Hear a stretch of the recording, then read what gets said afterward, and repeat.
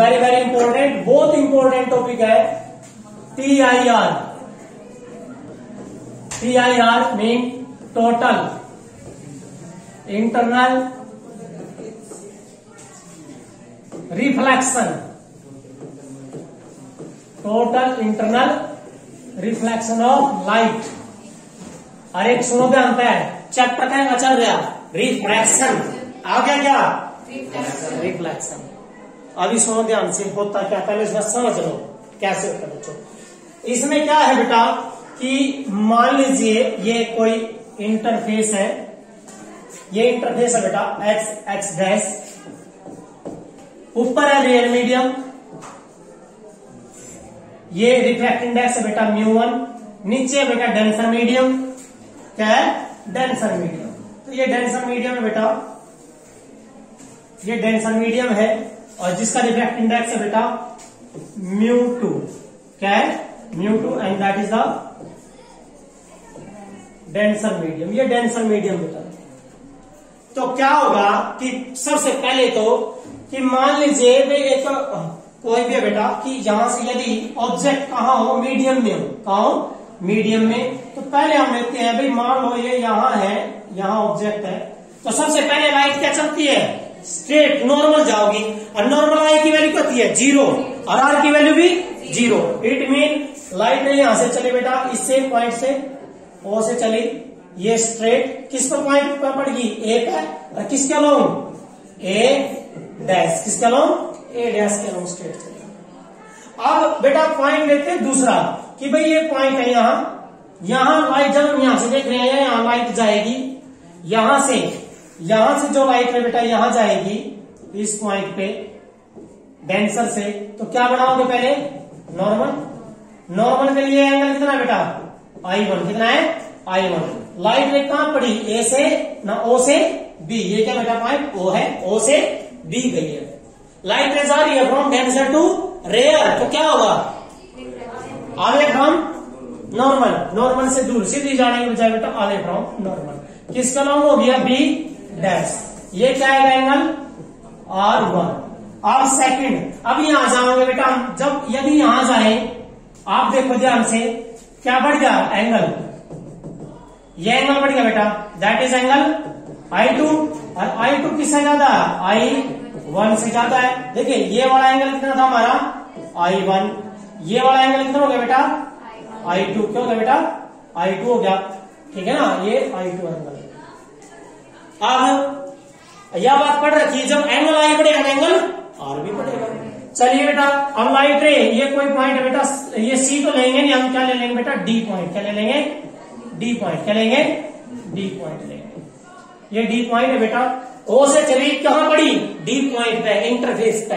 Now light ray goes from denser to rare, it will away from the normal, normal से दूर हट जाएगी, दूर हटने का मतलब बेटा एरिया।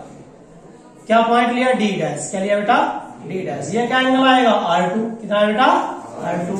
ये नॉर्मल पहले है, ये नॉर्मल सेकंड है बेटा N2। अब तीसरा पॉइंट पे बेटा एंगल ज्यादा कर दो, तो देखो ध्यान से, यो एंगल ज्यादा कर दिया, एंगल बार बार ज्यादा होने लग गया, तो यहां जो लाइट रे इंसिडेंट, ये कितना एंगल है I3, कितना एंगल है बेटा I3, किसका ज्यादा है I1 से ज्यादा है, I2 से ज्यादा है, और अब बेटा ये कौन सा एंगल आपका I3, कितना एंगल है I3। अब लाइट रे चली थी ओ से कहां पड़ी ई पॉइंट पे, किसने बेटा ई पे, लेकिन अब की बार UR मान लो यहाँ 60 था, यहाँ 80 हो गया, कितना होगा 90। लाइट रे ऐसे रिफ्लेक्ट होगी बेटा, इस तरह ऐसे रिफ्लेक्ट होगी along the interface, that is the E dash, कौन सा बेटा ई डैश। ये वाला जो एंगल आ गया, ये एंगल क्या आपका आर कितना हो गया यहाँ 90, कितना हो गया बेटा 90। तो इस केस में इस एंगल ऑफ इंसिडेंट को क्या बोला जाता है क्रिटिकल एंगल, क्या बोला जाता है बेटा critical angle. That angle of incident is called, yes that is the critical angle, that is the critical angle, ये क्रिटिकल एंगल है बेटा। तो what is the critical angle, definition बाद में लिखेंगे, एक बार पहले समझ लो बेटा।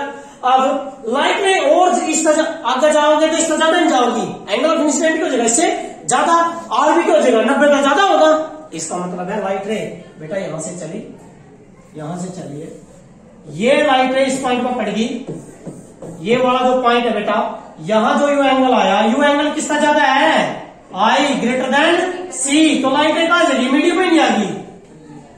अरे एक मीडियम तो चली थी, उसी मीडियम में आ गई, तो ये क्या बन गया, क्या बेटा ये एफ डैश, ये क्या हो गया रिफ्लेक्शन, क्या होगा बेटा ये रिफ्लेक्शन। तो यहां पर जो फिनोमिना ऑकर्स हुआ दैट इज द, ये क्या बेटा ये टी आई आर, यहां कौन सा फिनोमिना ऑकर होगा, टी आई आर, कौन सा होगा टी आई आर।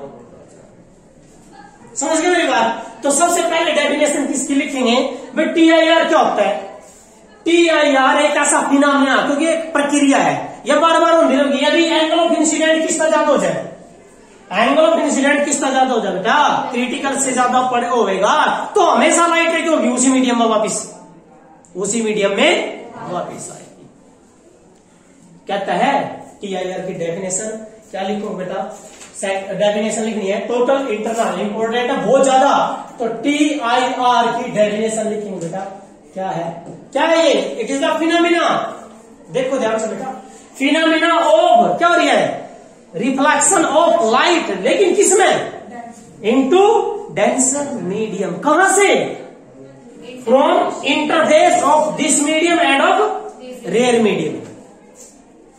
डेफिनेशन बिल्कुल सिंपल, क्या लिखोगे, the phenomena of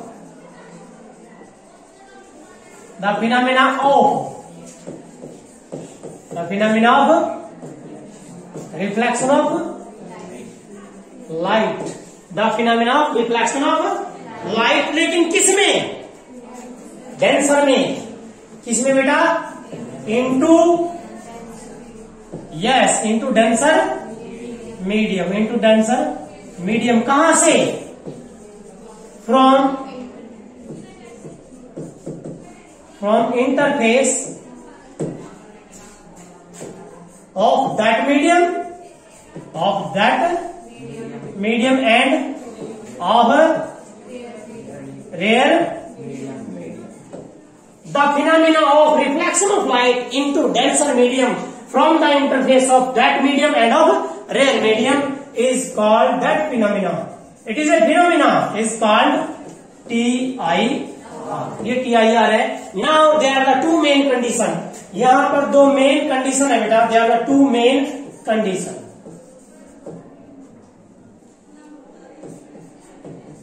two main condition, TIR के लिए दो कंडीशन मेन है। नंबर एक, पहली कंडीशन है कि लाइट रे कहां चलनी चाहिए थी, डेंसर से, लाइट रे कहां चलेगी, डेंसर टू रेयर जाऊंगी, पहली कंडीशन। तो क्या लिखोगे, light should travels, light should be travelled from, कहां से बेटा, should travel from denser to rare, पहला। दूसरा कि इस खातर एंगल ऑफ इंसिडेंट डेंसर में कितना ज्यादा होना चाहिए, क्रिटिकल से ज्यादा। तो क्या लिखोगे, और क्या लिखोगे बेटा, second, the angle of incident किसमें, इनटू डेंसर मीडियम, क्या होना चाहिए बेटा, शुड बी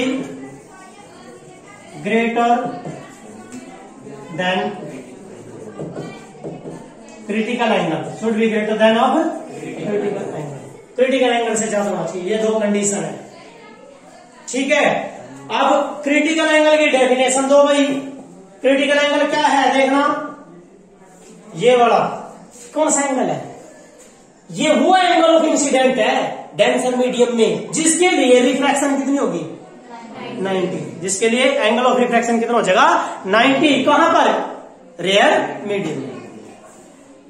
सिंपल सा, क्या लिखोगे, क्रिटिकल एंगल की डेफिनेशन बेटा, the angle of incident into denser medium for which, जिसके लिए एंगल ऑफ रिफ्रैक्शन इज क्या हो जाएगा बेटा, इज 90 डिग्री, लेकिन किसमें, रेयर मीडियम में। तो critical angle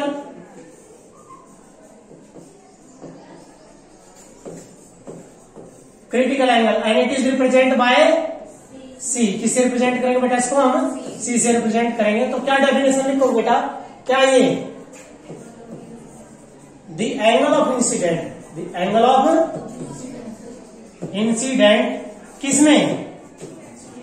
into denser medium, into denser medium, the angle of incident into denser medium for which जिसके लिए, for which angle of refraction, for which angle of refraction is कितना हो जाए बेटा?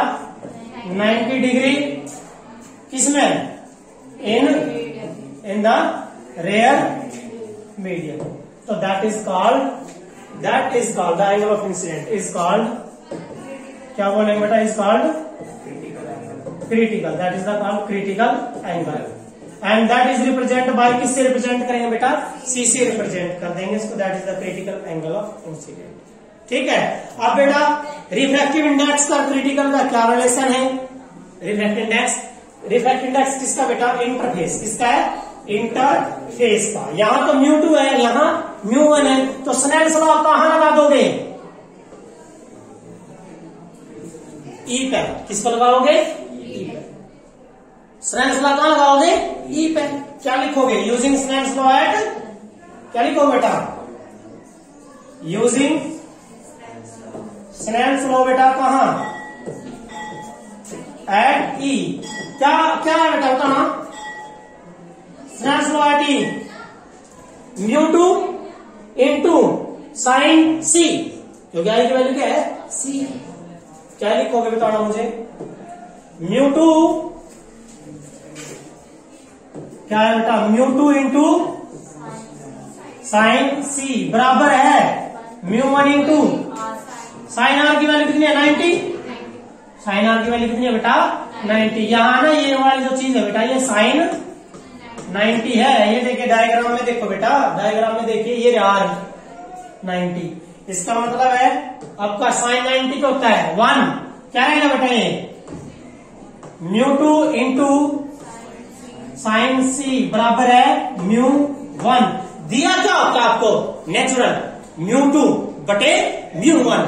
तो μ2 बटे μ1 ही नहीं आ जाओ, क्योंकि मल्टीप्लाई में 1 हो गया। ये साइन सी कहां जाओगा? इसके नीचे। तो μ2 बटे μ2 बाय μ1 बराबर क्या रहेगा? 1 by sine C. So what is this?